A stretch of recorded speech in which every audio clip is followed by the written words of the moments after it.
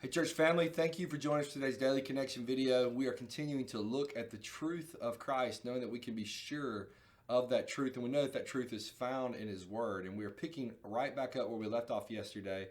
We looked at verse 31 yesterday of chapter 8. Today we're looking at verse 32, which is tightly, it's tightly tied to verse 31. Yesterday, looking and seeing that we can have proof of our belief in Jesus if we are being obedient to Him, that our obedience proves that belief. And then in verse 32, Jesus says, "You will know the truth, and the truth will set you free." What is that truth? The truth is who Jesus is.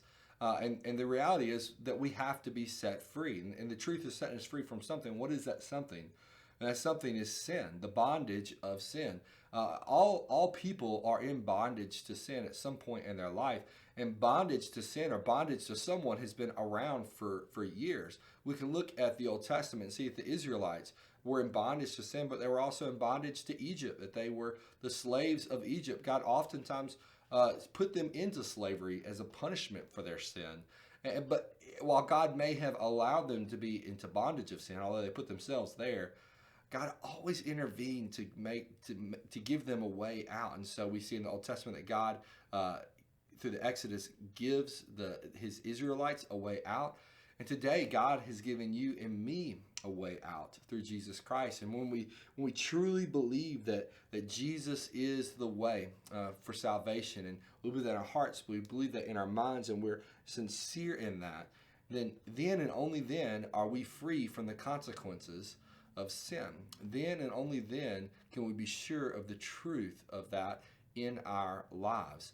And so my hope is that you are sure of the truth, that you have been set free if you are a believer, and that you have confidence in the work that Christ has done for you on the cross.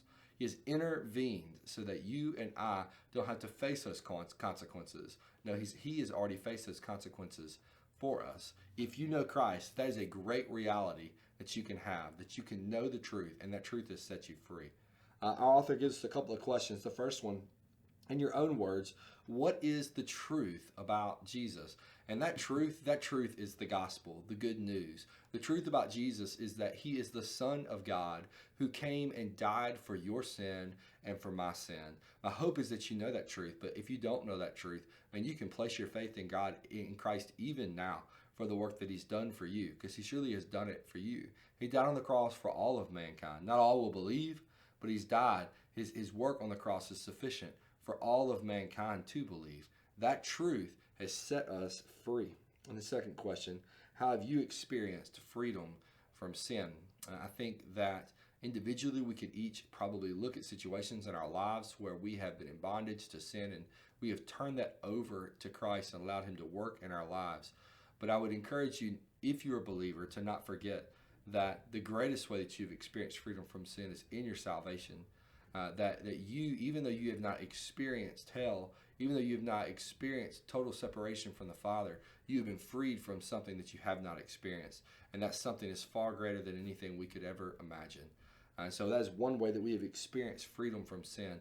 And it's something that I wish, that truth is something that I wish we would wake up every day and remind ourselves of. I hope today that you will remember the truth of the gospel and the freedom that you have because of it. And I hope that you do that every day. As you do it, we want you to know that we love you and we're praying for you.